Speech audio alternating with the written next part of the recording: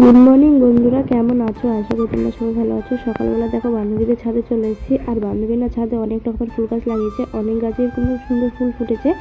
আর এখানে দেখো সাদা জবাটা অনেক সুন্দরভাবে ফুটে আছে। আর আমি ছাদে এসেছি কটা মোটর শাক নেবো বলে। তো এখানে দেখছি অনেক সুন্দর ফুলের মতন বাগান হয়ে গেছে, এত সুন্দর লাগছে দেখতে। আর ক্যাকটাসগুলো অনেকটাই বড় হয়ে গেছে। আর এখানে দেখো অনেক সুন্দর ফুল ফুটে গেছে, একসাথে 4-5টা। আর এখানে অনেক সুন্দর জবা ফুল ফুটে গেছে। আর এই গাছগুলো না হনুমানে সব ভেঙে দিয়েছিল, খেয়ে নিয়েছে আর কি। আর তারপরে কিন্তু অনেক সুন্দর লঙ্কা হয়েছে।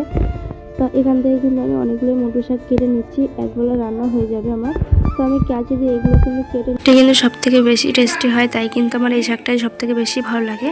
আর এখানে কিন্তু শুধু এই মোটর শাক না, লাল শাক, কলমি শাক, ধনেপাতা, পালং শাক সব রকমের কিন্তু শাক লাগানো আছে।